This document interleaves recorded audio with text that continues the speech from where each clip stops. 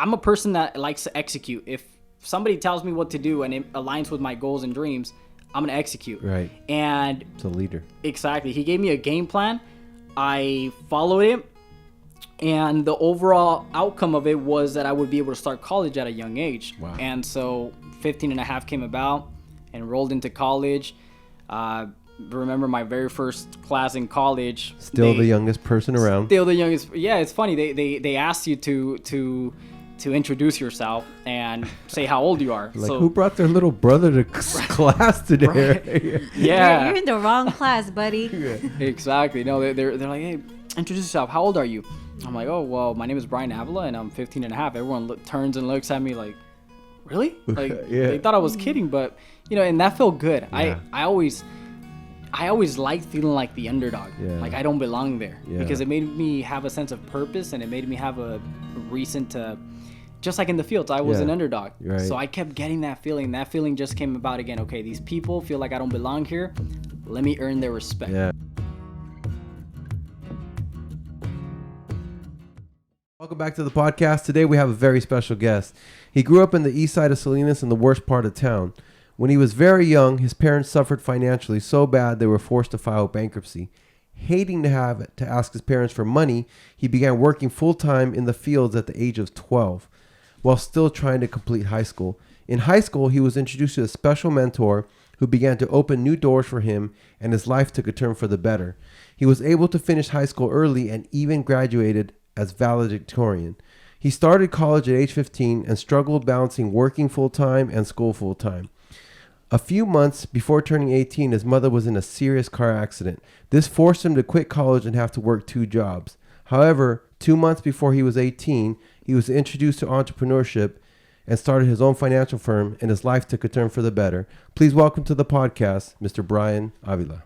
Thank you for having me. I appreciate it. Yeah, man. So this is amazing, like your story. And we always like to start the podcast with basically the story. We feel that if people get to know you, and they'll connect with you better. So, I mean, shoot. Tell us a little bit about your upbringing, in the east side of Salinas, and what was that like? Okay, well, that's definitely a good place to start. So the east side of Salinas, as some people may already know, especially if you're local, it's not the best part of town. It's probably the worst part of town. Yeah. It's known not for necessarily the best things. It's known for a lot of gunshots, for, violence, gang violence. And so I grew up seeing that firsthand. I was actually raised on Laurel Street, which every other day we would experience gunshots. Wow. We would experience having to see, ambulance sirens all over. And it's funny, but growing up, my mom used to put us to the side and kind of take us to the corner of a room and tell us that it was fireworks that were going on. Wow. And, as we grow up, we started realizing that it wasn't fireworks and that there was something else going on. You're like, why is the 4th of July every day on our block? What age did you realize that it wasn't fireworks? You know what? I don't remember a specific age, but I think it was probably closer to when I was about maybe like 9-10 years old. That's so young. When you start realizing that, you start asking yourself, okay, well, why is there an ambulance showing up every now and then? And I think you start realizing how, I think a big part of it was when people start knocking on your doors, asking if you can help them with donations because of people's funerals. And, you just get to see that firsthand. My parents used to open the door. We used to hear that, and it can traumatize people. And growing up, it was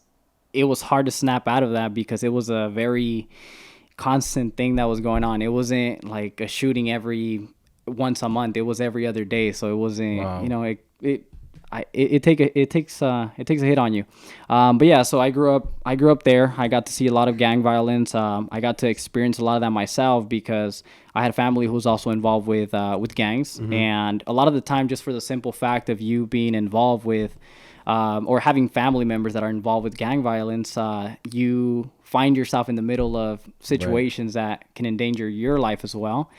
And it's crazy, but sometimes you feel like you need to be a part of a certain group of friends, a certain group of people, because you feel like you'll be safer with a group of people than without that group of people. Yeah, it's kind of more dangerous to not get involved. It's like being in prison. You have to hang out with this type of people to be protected kind of thing. Exactly. Yeah, no, it got to a point where I I started having people approach me for the simple fact of I had one of my siblings was actually involved with had a certain group of friends, and I had groups of people that would start approaching me, and it got to a point where I told myself, well, man, if I don't start defending myself or start hanging out with certain groups of people, I'm pretty much having to fend for myself. And so then that caused me to start getting involved. Luckily, I'd never got too involved. Right. But of course, I grew up having a certain type of friends, and to be honest, I'm glad things worked out that way. I did learn to defend myself, and I think even at my point now in my life, now that I look back at it, there was a lot of lessons learned. So if I could go back in time, I would never have things work out a different way, because I think every experience has its own purpose. Yeah. And so that was just part of that. Yeah, we never realized it until later, right? Steve Jobs has this quote that I just love. It says, "You cannot connect the dots looking forward. You can only connect them looking backwards," right? So, when you're in the midst of it, you're kind of like, why is this happening? Why am I in this? Or maybe you didn't realize, maybe you said, is this how life really is, right? Because, so let me ask you a question. Growing up in Salinas, right, that was kind of like the everyday way of life. You didn't see anything different, right? Was there a time where you went out of Salinas and you saw that life was not like shooting every other day, and it just kind of hit you? Was there a point in time that happened? Yeah, I think there was a few different instances where that would happen. You notice when you don't fit in a room or in a location. There was times where I would go to they would take us to the good sides of town, or we would go to whenever we could. Our parents would try to take us to maybe like Great America or a different spot, a different city. And I would get to see other parents with their kids, other type of groups of people that maybe were raised in a better side of town or a better city. And I would see the way they would interact with each other, and it was definitely different. And we can't eliminate the fact that they also dress different. So right. if obviously as you're hanging around certain groups of people, you start dressing a little different, and people start looking at you a certain way. If you're obviously dressed like danger, well, of course, nobody wants to be around you. And so, and it's funny because you didn't realize that was dressed like danger. You're like, I'm just trying to dress like my homies, like trying to fit into the crowd that I'm surrounded by. You know what I mean? But then as you, it's very interesting you say that, because my dad taught me very young. He said, because I used to kind of dress like a little gangster. I thought I was all cool, right? That didn't last very long, right? I saw my first big gang fight, and I was like, nope, this ain't my life, right? But he said, people will judge you by how you look, like instantly. So be very careful how you dress, right? So it's funny you say that. You started to notice that the minute you guys left the environment, and people would just automatically look at you differently, right? Do you remember a certain instance that kind of made you feel a certain way? Let's see. There was a variety of different instances, a good amount of different instances, but let's see. If there was one, I would say it had nothing to do with someone looking at me necessarily, but it had to do with, if we go into that topic of racism, and I mean, that still exists. One time I went out of the city with my tia. We went out to San Francisco, and we got in line. I forgot what we were going to buy. We were going to buy something, maybe a hamburger or something like that. And there was an African-American individual in the front of the line.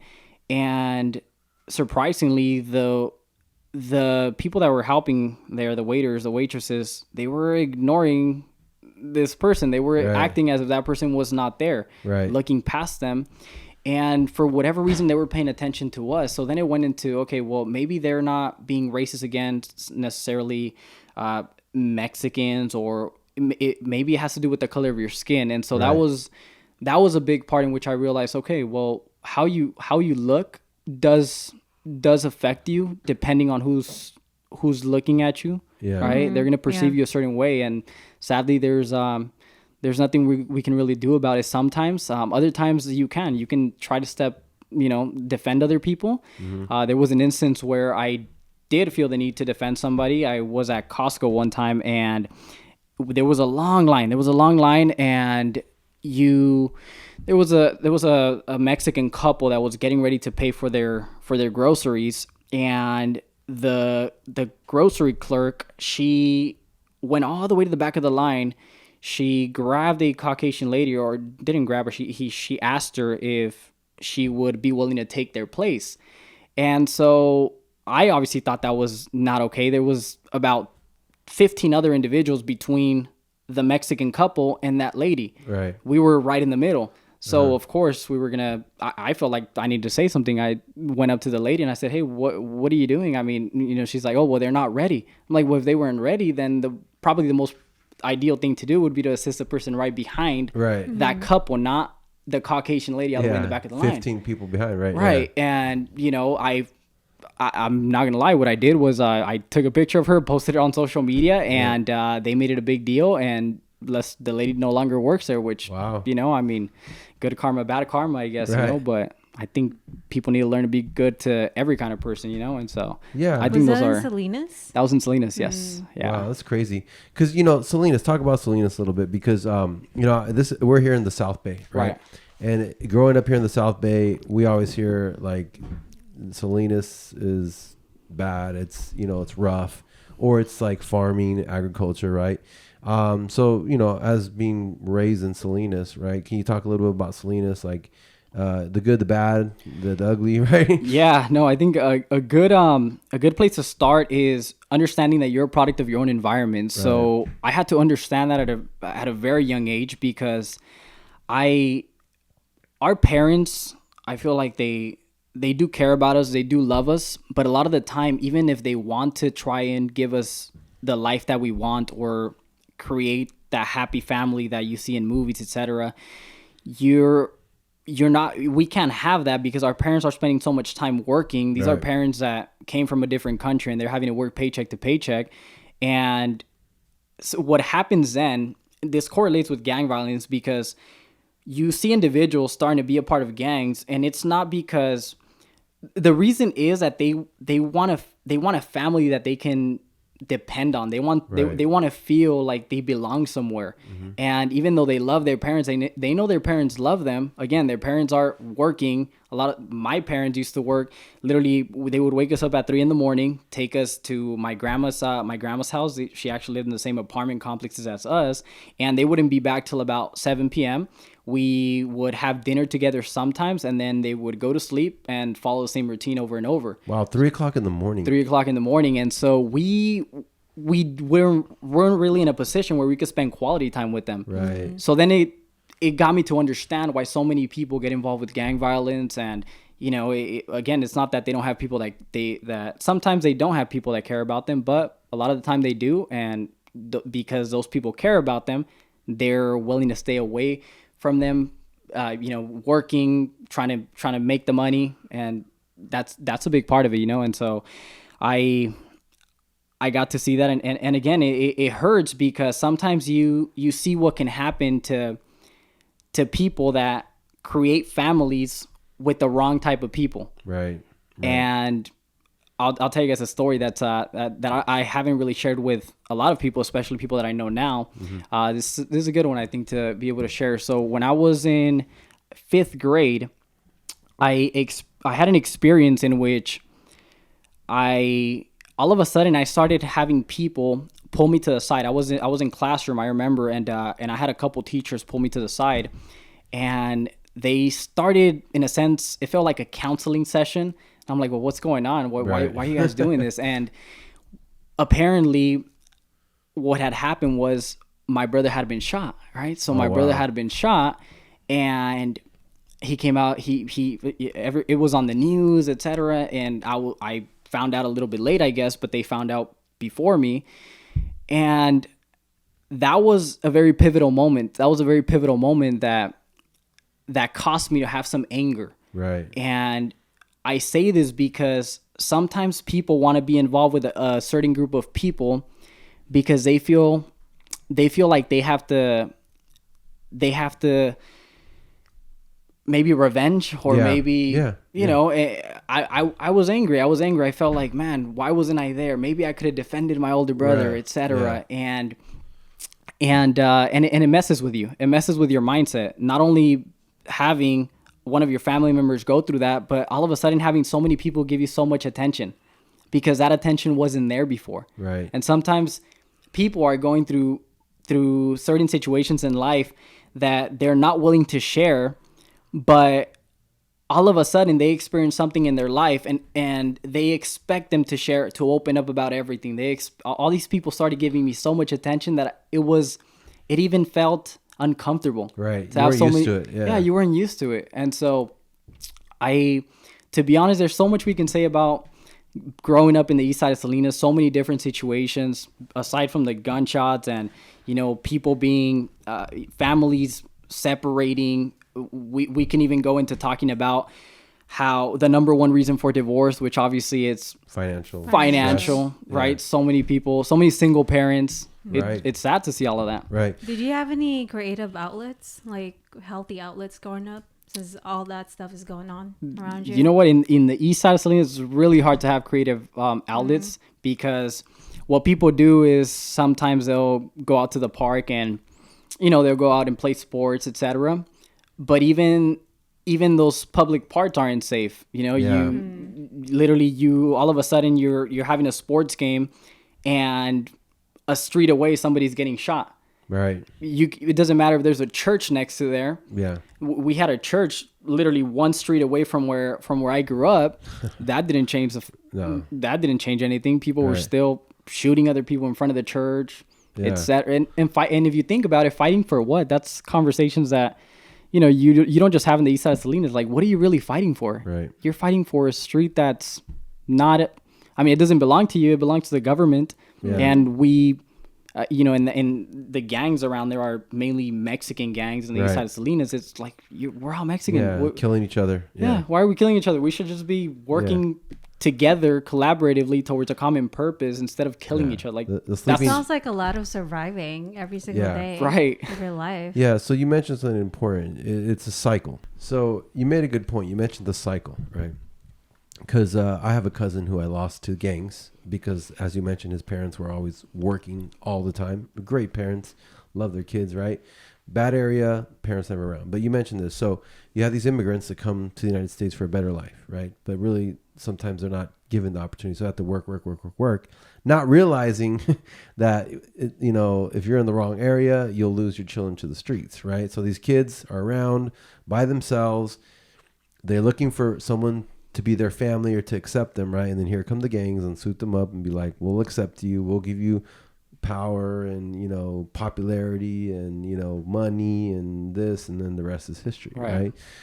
So it's crazy because as you said, I'm sure all these kids, they love their parents, they love their family. They don't want to do anything to hurt them or hurt themselves, but they just get caught up in the cycle. You know what I mean? It's just a vicious cycle. And so what age was this when this was all happening? Let's see. The whole east side stage, I believe I was from when I was born to about.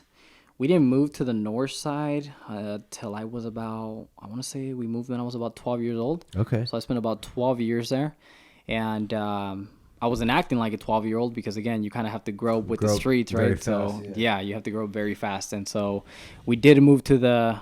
We ended up moving to the north side, but that didn't make things better. The north side was just, I would say at that point, it was just as crazy as the east side. So we kind of went from like bad to not so bad, but still bad. Yeah, not so bad to still bad, literally. Yeah. But yeah, I would say around that age.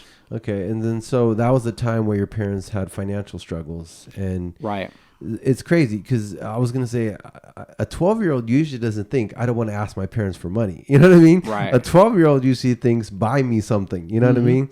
But you had the maturity. I guess it makes sense now because you had to grow up fast because of the streets. Right. So you're 12, your parents are suffering. You see it, right? What made you decide I'm going to just go and work full time in the fields? Like where did that decision come from? I would say being able to see your parents get home after 12, 14-hour shifts of hard labor and visually seeing their sweat is, again, it can traumatize children. And if you really, some children don't pay attention to that, but I started paying attention to that. I started seeing the way that my dad would get home and they would somehow gather up the energy to be able to still cook you up dinner, still, try to spend a little bit of Right. time with you. and you could see it if you really pay attention to your parents sometimes and you look at them in the eyes, you can really see the pain that they're going through. Sometimes they hide it. I remember there was a lot of situations where I think my parents would think I was asleep, or maybe they just didn't think about it at the moment. But there was times where I would hear my mom, for example, in pain in the middle of the night, and I would be awake, and it would just make me think differently. It would just make me appreciate what they were doing a lot more. It's all about physical pain. Physical pain, yeah, body pain. I mean, if somebody that worked in agriculture, there was a couple days where I went for the summer when I was very young, and I remember working an hour, 2 hours trying to keep up with them. And then I realized that I'm like, okay, they're doing this 10, 12, 14 hours every single day.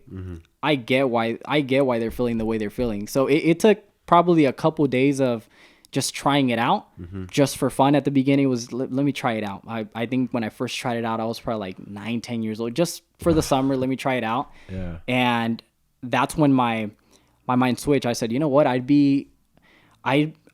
don't know how I would feel asking them for money ever again, Right. without them just simply giving it to me from coming from them. I don't know how I would ever feel again. It made me appreciate money a lot more. Okay. Just seeing that. So that makes sense. You actually went when you were even younger Right. for a summer job. Talk about that summer job, right? So any kids out there, if you're complaining about working at the mall or stuff like that, that's like air conditioned and nice, like don't complain ever again, right? Like, so you were going to the summer to help out your parents, right? And then you literally saw and physically felt like how hard it was for them to do it. So you instantly respected the work that they put in for, for definitely, you guys, right? 100%. And so you said you had siblings. How many siblings did you have? 2 siblings. So I have my older brother and Okay. I have my younger brother. Oh, okay. So it was 3 boys. 3 boys, all boys. Oh, yeah. wow. No, we gave my mom some trouble. Yeah, because I only have one sister. I didn't have any brothers, right? But my brother-in-law grew up with like 4 close brothers and then like another brother later. So it was like mainly boys, and they would just tell stories of like literally they almost killed each other. Not trying to, thinking it was funny, right? But like fighting all the time or doing crazy tricks on each other. But because it was kind of like that with you and your brothers, like just lots of fighting, or were you guys kind of close? Yeah, no, I think we were very, very close growing up. Very, very close. This is going to take me into a story of when I was in, I believe, 3rd, 4th grade. If you would have seen me back then, I was the sweetest kid in school. I was the sweetest kid. I would be the type of kid to go all the way to the parking lot to meet my teachers and help them with their Right. bag, etc. And so there was a moment where there was 2 bullies in 3rd or 4th grade, and they would constantly spend time bullying individuals like myself. And I remember one time I got home and I was sharing this with my tia. I was sharing her my experience with these bullies, and my brother overheard the conversation, and right away he looks at me. He's like, stand up. And he stood up. I stood up, and he's like, start punching me. So that was my first experience in knowing how to defend myself. And I'm glad that I was able to have that experience with my older brother. It's an experience that I'm taking with me everywhere because it changed my life. I learned to defend myself every time after that a bully would try to bully me. I would step up to the plate. I would literally be able to, take care of my business, and nobody would mess with me again. I would never start fights, but I'm glad that I was able to. You knew how to finish them. Yeah, and that experience, again, goes back to my older brother. So we definitely were very close, but again, with the life that we had, within time, we ended up, distancing ourselves from each other a little bit. We wouldn't spend a lot of quality time together, etc. The focus was different, and a big part of it as well was that my older brother didn't really want me to get involved too much with the things that he had going on. He was trying to protect you. Yeah, there you go. That's yeah.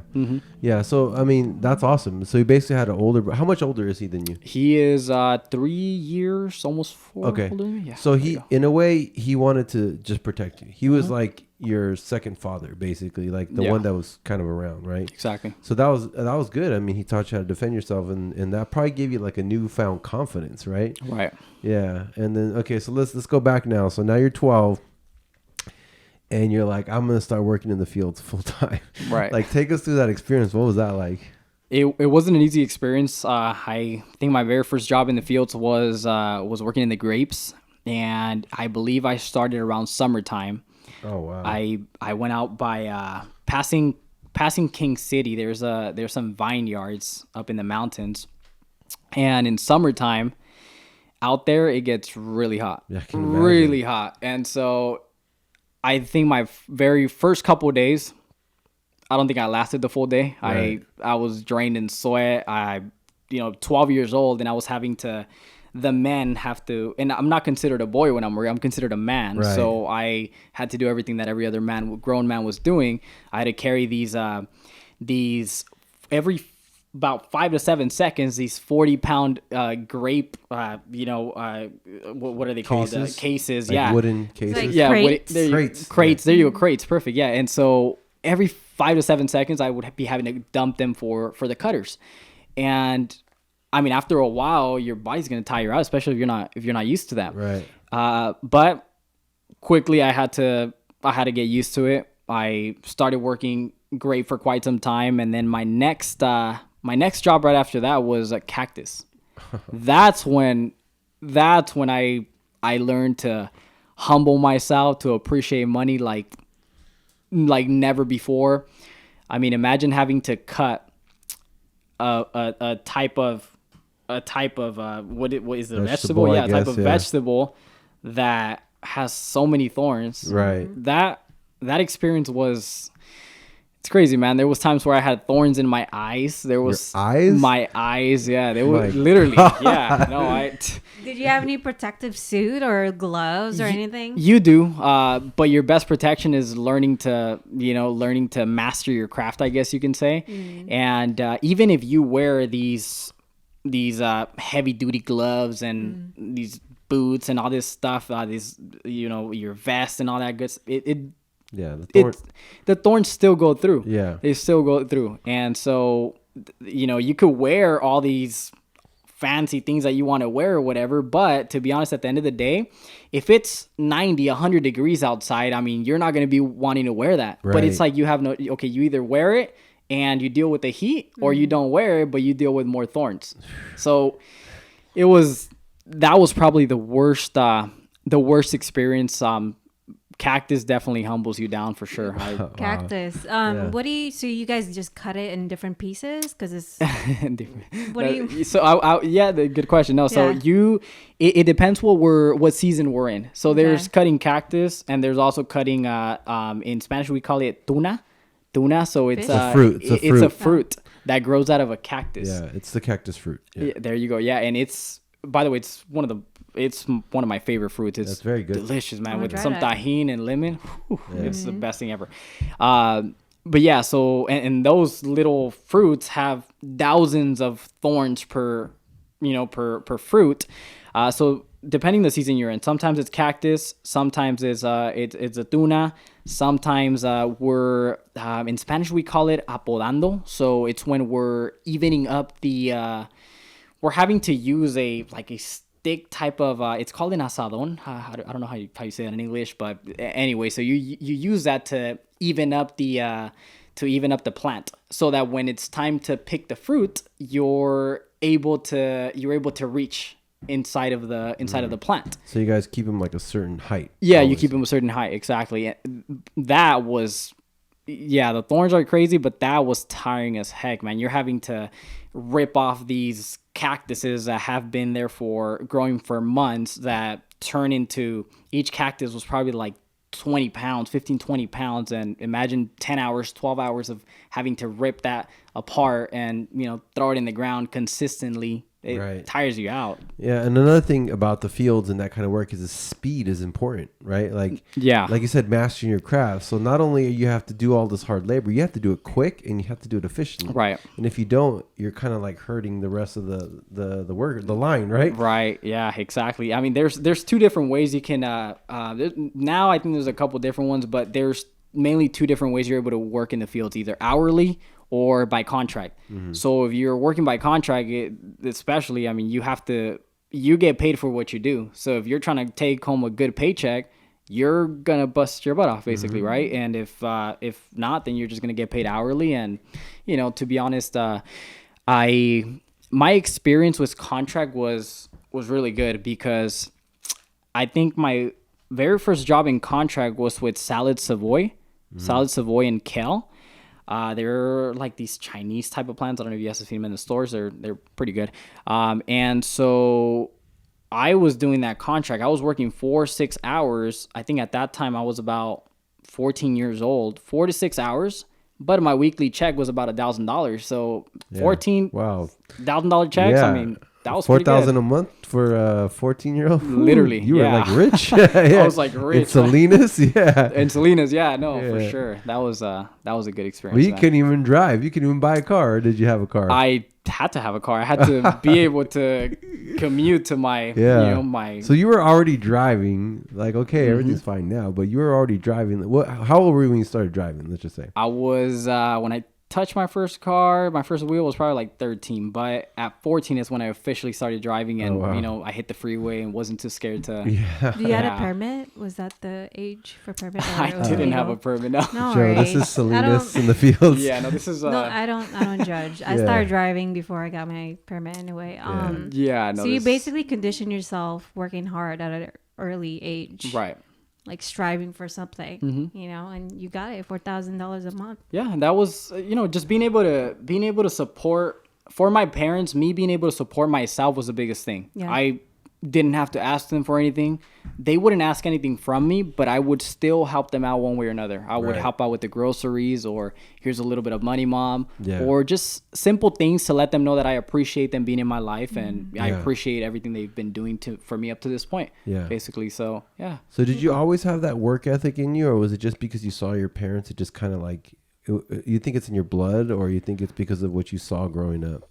That's a good question. I mean, I think ever since I could remember, I always had this overachiever type of mindset and a no quitting type of mindset. So I took that from school and I applied it into the working environment, because I never wanted to be the person that gave up, especially in the fields, because the fields is very similar to when you start entrepreneurship, for example, where people make comments. There was a Yeah. lot of comments when I started, because again, I was very young. Yeah. It's comments such as, "Oh, I give you 1 day. I give you 2 days. You're not coming back after 2 days." Yeah. And that triggered me. I use that as fuel. Because I didn't want to be the person that didn't come back and gave them a reason to keep talking. Right. So then after I was there for a month, crickets. Nobody was saying nothing. Everybody respected you. I felt like I needed to earn their respect, which I Right. did. I Yeah. earned, me being able to stick it out. There's a lot of life lessons in I mean, you think about it, like most young kids probably would not do that, but because you went through that, there's so many life lessons, But so what was the average age of the men that were working in the fields that you were working with? I would say anywhere between 25 to 45, 50 years old. Wow. So you were the youngest one then. Oh no, yeah, I was. So I that's was why they're the youngest saying, he'll only last a day, but you Yeah. proved them Right. wrong. Yeah, exactly. Mm-hmm. And you mentioned something. You always had this like winning mindset, like since you were young. Right. And where did that come from? I would say, again, it came from different areas. One of them being in school, I was always trying to be number one. I always felt like that was going to be the way out of the ghetto or the hood. I felt like, okay, if I'm scoring all these A's, then I can't just.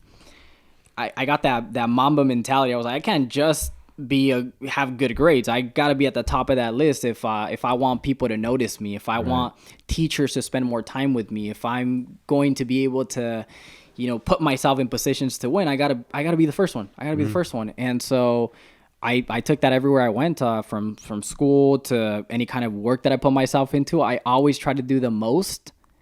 And I would say that some of that changed once I started getting into corporate America type of jobs. Some of that changed because I started realizing that even if I did all this work, I was still going to get paid the same amount that other people were getting paid. But definitely a winning mentality has always been there, being number one at everything that I do, for sure. It's like you draw inspiration from all the negative experiences and environment that you had. Right. And then you condition yourself working so hard, and you realize, okay, I'm going to work so hard, but you're still going to be an employee. Then you went to being an entrepreneur, basically. Right, exactly. Yeah. Mm-hmm. That's amazing, because a lot of times, like I said, we don't realize, like, people always want an easy life, right? But they don't realize that that's not the way to success. You know what I mean? Like an easy life, unless you're born into like a wealthy family, they just got connections, right? But an easy life is not the way to a successful life, usually, right? Usually if you have to go through some things, especially young, so it almost seems like all this stuff that you went through was like a blessing in disguise. Right. 100%. Yeah. Because like, okay, growing up in Salinas, you hated, obviously nobody wants to grow up with people dying every other day, getting shot, not having to, but that gave you that drive that I want to get out. So without realizing it, you excelled in school because you said, how the hell do I get out of Salinas? Oh, this is my way out. You know what I mean? But then again, you're special because I'm sure there was hundreds of kids that were just like you. And not all of them were the top in school. Not all of them, were managed to not get shot or not get deep into it. So there is something special about you, right? Because you managed to go through all that and still make it out, right? I think it's definitely your heart. The fact that you've seen your parents working so hard, hearing your mom being in pain, and you love them, they love you. It's you led from your heart, you know what I'm saying? And all that experience, I think it definitely prepared you to where you are right now. Definitely. I can agree with that. What about your siblings? Did they end up doing big things too, or are you the only one? It's funny. Sometimes I think there's a limited amount of people, if more than one within your family, that's actually going to be able to step out of that traditional mindset, especially a culture like Mexican culture. Mm-hmm. So many people have such a traditional mindset of you have to be okay with what you have. Right. And so, and I can agree with part of that, which, yes, you have to be okay with what you have, but you should never be satisfied. Right. You should want more. And especially because your parents, some of our parents are coming from a different country and they're crossing borders where they're walking 7, 8, 9 days, sometimes without food or water. Right. And for you to say you just want an average life, or to even think that that's what you should settle for, that was never an option for me. Right. I thought to myself, you know what? Everybody else wants to become, in Salinas, it's okay, you want to become a teacher, a police officer, a doctor. That's what everybody wants to become. But I told myself, you know what? I don't want to be like everybody. Right. I want to be different, especially because what my parents did, right? So even though a lot of the time, the advice that they give you is coming from a place of what they know, right? What they know. Not my parents would always let me know, hey, so here's the thing. My mom would always tell me, Brian, okay, be happy with what you have, be grateful, but keep striving for more.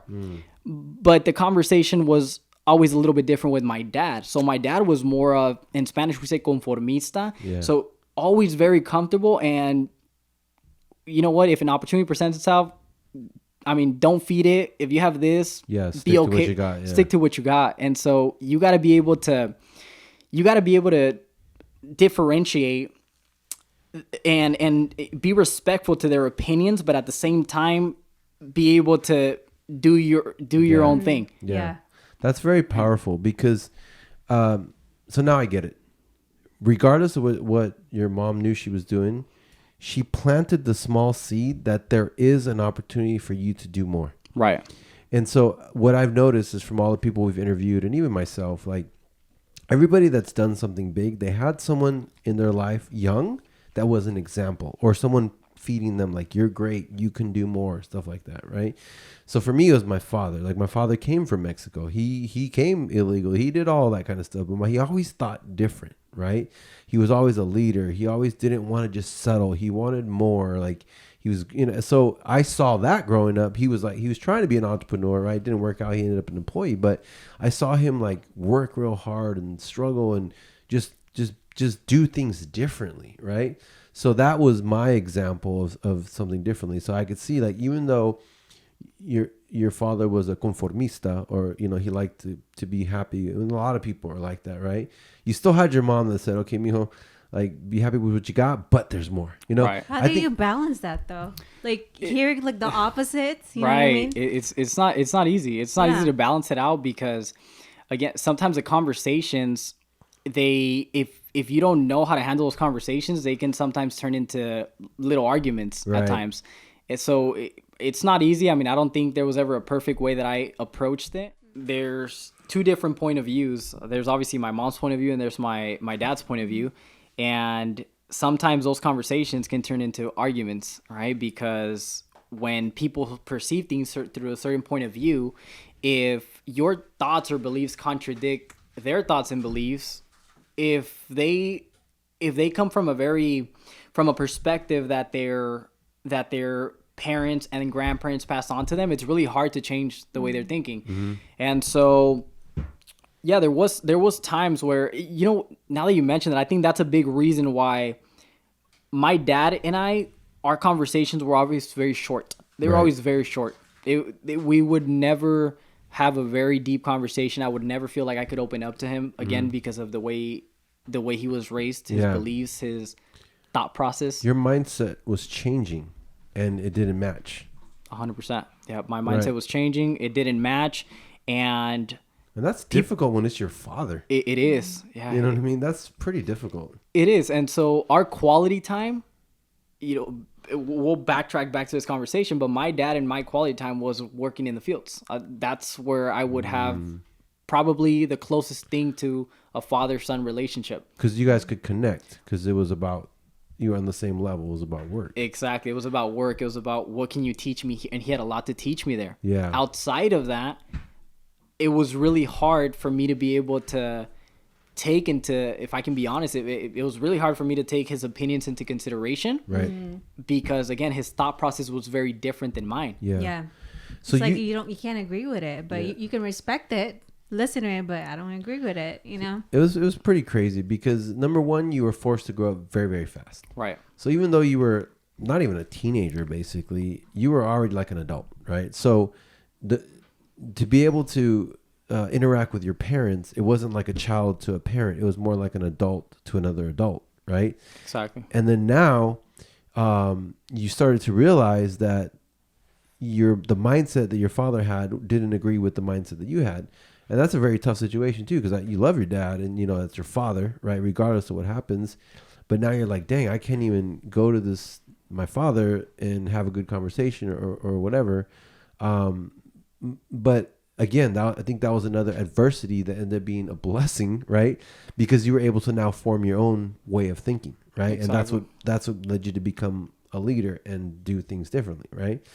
So you worked in the fields till 17, but so that was good times with your dad in the fields, working hard, learning a lot from him, right? Correct. And then you graduated from high school at 15. So let's talk about your mentor, right? So now you're working in the fields, you're going to high school.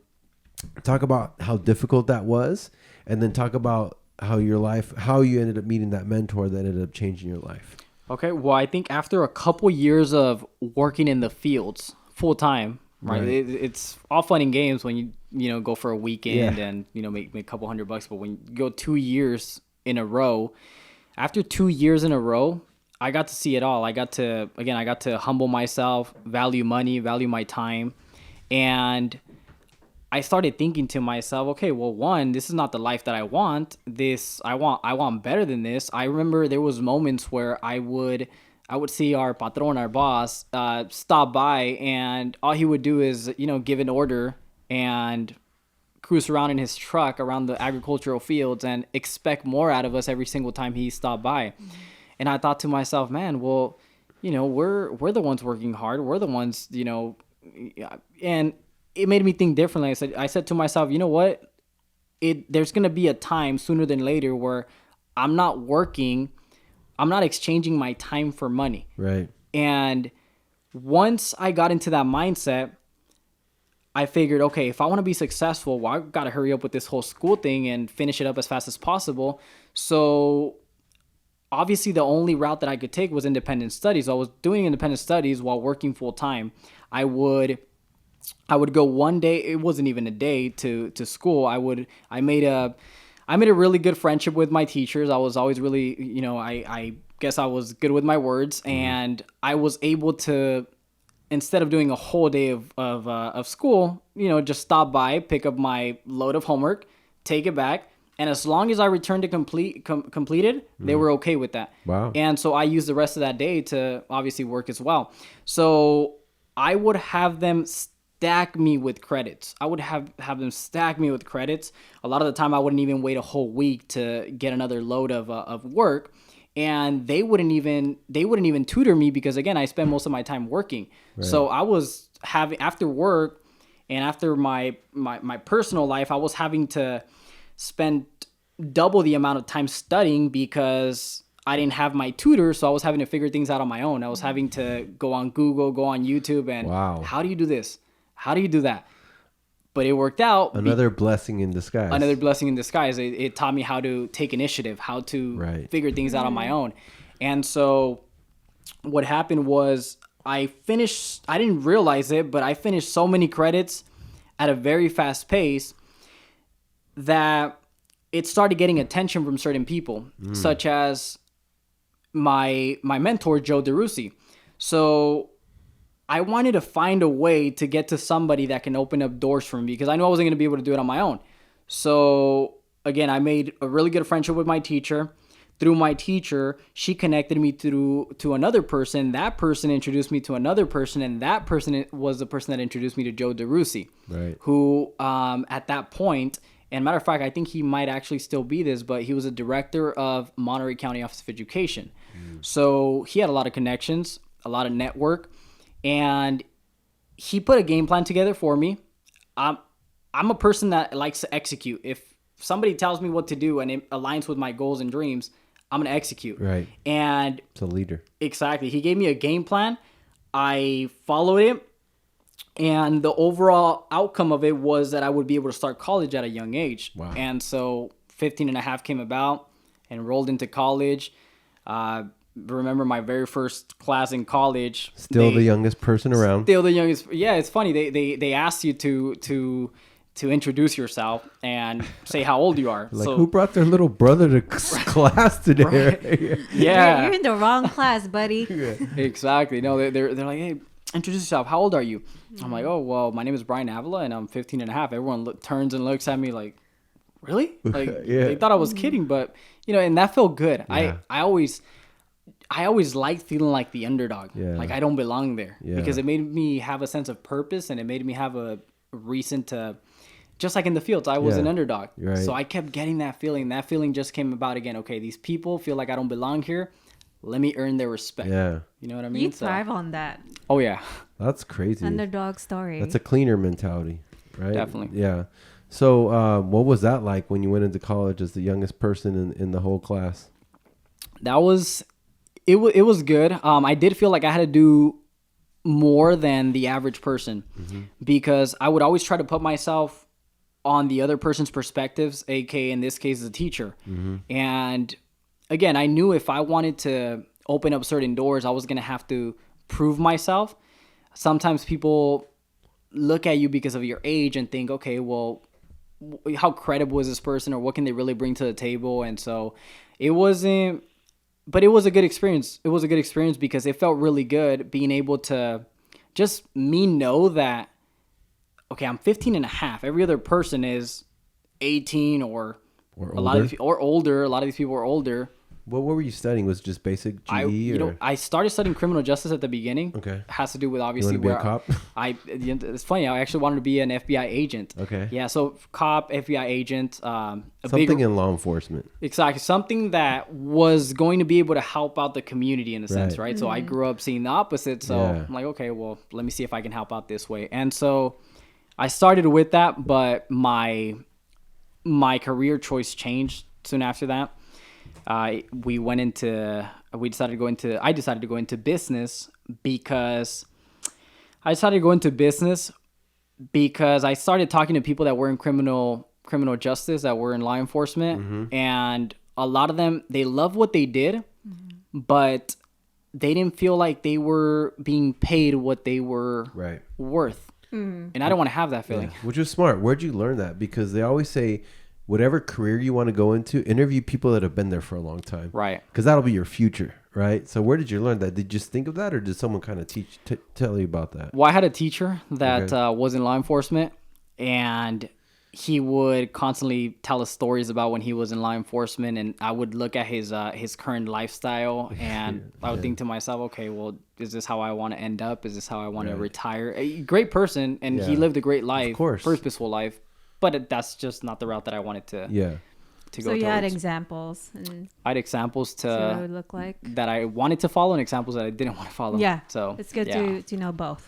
So you switched to business. How old were you when you decided I'm going into business now? I would say it took me about 3 criminal justice classes to Oh, really? realize. So it was pretty quick. It was pretty quick.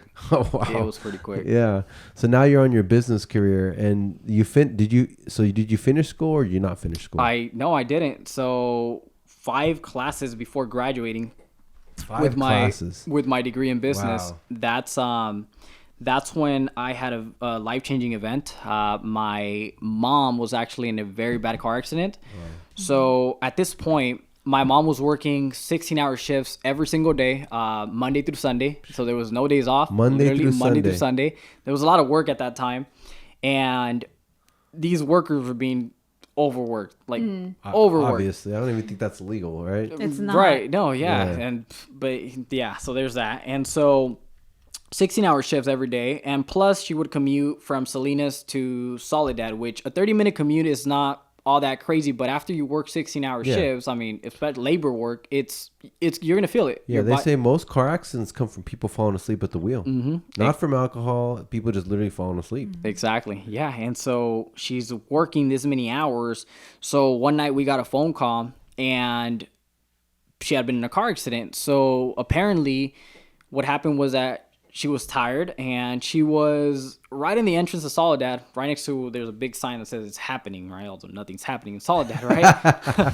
What's happening? Nothing, literally. Yeah. And so right before the entrance, she fell asleep, and apparently her truck rolled over 7 times in the middle of the freeway. Oh my gosh. The truck ended up smashed. The firefighters, the ambulance had to break her out, and they told her it was a miracle she made it out alive. So luckily she made it out alive. Thank God, the universe, whatever we choose to believe in. And that's when everything changed for me. So I was really thankful that she made it out alive.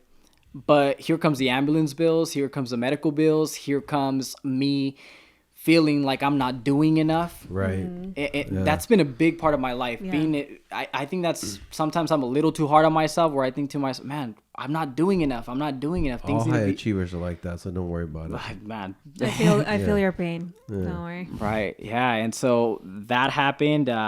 She couldn't work because her injuries. Right. And so I was full-time in college. I had my full-time job, and I could have continued pursuing what I was pursuing, because my parents never asked me for anything. But again, I felt like I needed to do more, so that caused me to drop out of. As it is, I was already considering dropping out of college. I'm not gonna, say that was 100% the reason why, but I was thinking about dropping out already because the whole example situation. I was having teachers teach me how to grow a business. But then I would have conversations with them in private and ask them, hey, well, what kind of business do you have going on? They're like, oh, well, I don't have any business going on. And, and I would think to myself, okay, well, wouldn't it make sense that if you're teaching business that, maybe you have a business? Own a business? Yeah. Right. Yeah, exactly. And so that didn't that didn't give me that drive. It didn't want to make me keep going. And so I made that happen. I dropped out. And a couple months after that, that's when Joe DeRusi came back into my life. So one way or another, he was always in my life. It's like a guardian angel for you or something. Literally, he treats me like the son he never had. That's awesome. He's expressed himself in that way. Joe DeRusi is now in his mid 50s. We've grown such a great relationship to the point where one of the best conversations I ever had with him. He wants me to speak at his funeral. Wow. And so, by the way, I'm not the only person. That's a pretty crazy conversation for someone to have. It is, yeah, and I'm not the only person. This guy has changed so many lives. Right. If you guys knew everything that this guy has done for the community, for endangered youth, and by the way, prior to him mentoring me, he actually took my brother under his wing and helped him out one way or another as well. So, it just it's weird the way it happened because I had to go through 3-4 different people to get to him. Yeah. My brother got to him out of coincidence. Wow. And I didn't find that out until after I got to Joe DeRusi. He's like, "What's your last name?" He's like, "Oh, are you this person's brother?" I'm like, "Yeah." He's like, "Oh, I actually mentored him."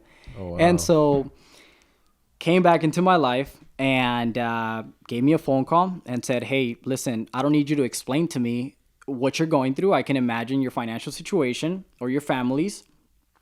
I feel for you, but I got a couple people I want you to meet." And so that's when financial services got introduced to me. Wow. So now you're working 2 jobs. This opportunity comes to you. What was your feeling at the first?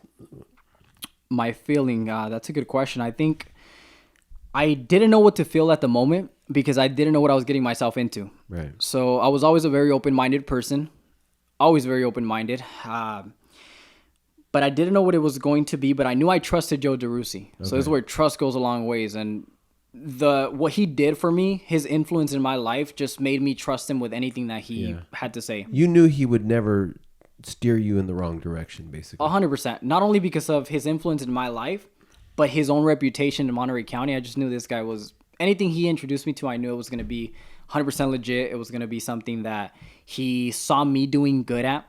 That was our very first conversation. He said, "Brian, look, what you have, not many young people have.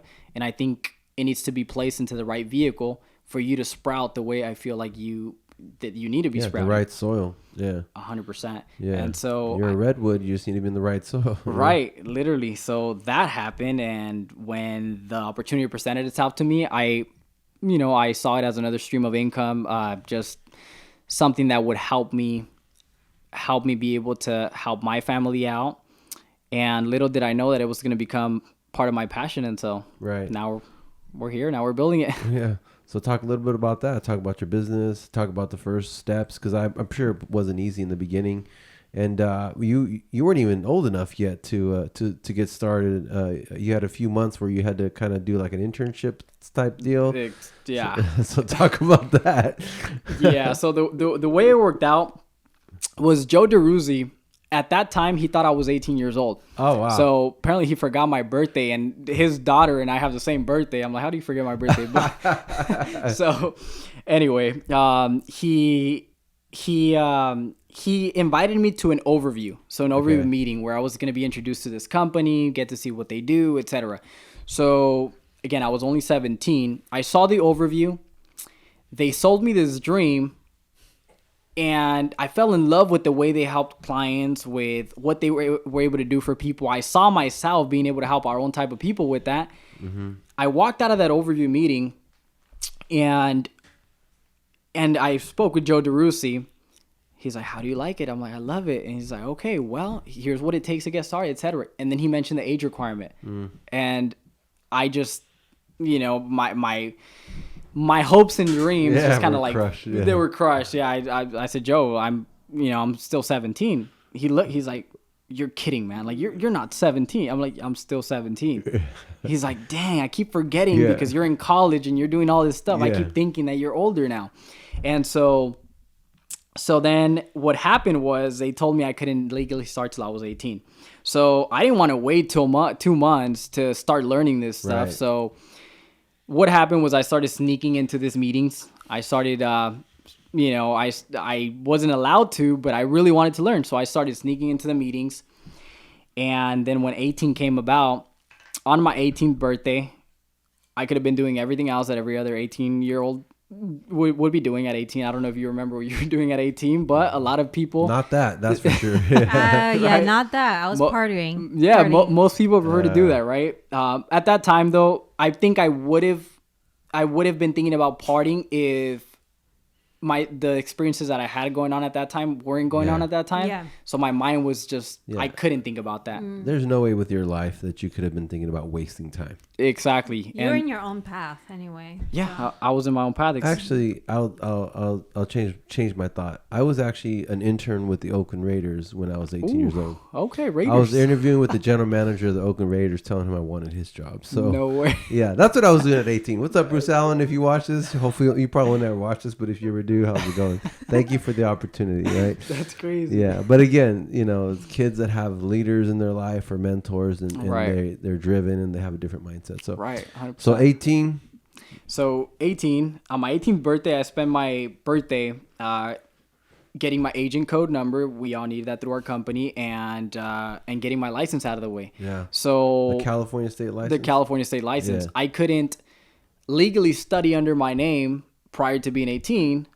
But I made friends. Yeah. Right? I made friends. And there's nothing wrong with studying. It's not illegal, right? Right. There's nothing wrong with studying. So I made friends, and I was able to access again, starting early, just like your whole entire life. Exactly. And so that's what I spent my 18th birthday doing. I went, funny, my first time trying to take my test, I was being clumsy and I forgot my wallet at home. So I didn't have my driver license. I had to reschedule it. So I rescheduled it. Where was the test at? Was it far from your house? It was in Santa Clara. So from Soledad to Santa Clara, what is that? Like an hour and a half? An hour and a half. Yeah, there you go. Like 2 hours. 20 minutes. 2 hours? Wow. Yeah, it was 2 hours because of traffic. It was around 6 p.m. So that's when. So you drove 2 hours, got there, and couldn't even take your test. Right. It's funny. I'm always an early bird, right? Yeah. So I got there an hour before, but even if I drove back and came, I was never gonna make it. So rescheduled it, and then I passed it on my official first time taking it. Okay. Passed it by one question. Nobody ever asked me, but I passed it by one question. Okay. As long as I passed it, right? I had the same license, and I passed it by like 2%. That's all that matters, right? Right. Yeah. Literally, I tell people when if you have your degree through college, nobody ever asks you, hey, what were your grades in college? Yeah. Right. If you have your degree, you have your degree. And so. First month, I experienced a lot of adversity. Mm-hmm. A lot of adversity. I believe it was the last... Something you were not new to at all. I wasn't new to. But this event was a very pivotal event because the last week of February, I was involved in a very not so good accident. So I was close to passing away in that car accident. You? Oh, wow. Yeah, so basically my car... went straight into a tree. So straight into a tree. Trees don't mess around. Oh no, they don't mess around. This tree was solid and great to the ground. Yeah, and so car smashed into there. If you look at pictures from the car, you'd be surprised that somebody came out alive from there. Wow. Car took turns, it took flips, it took a tree, and some way somehow I was able to make it out alive with that, with a simple scratch on my cheek. I was grateful. It made me value life to a whole nother level. Thank you for tuning in. That was the end of part 1. Part 2 comes out next Monday, 9 a.m. Please stay tuned. Make sure you like and subscribe to our channel and hit that notification bell so that YouTube will let you know when the next one comes out.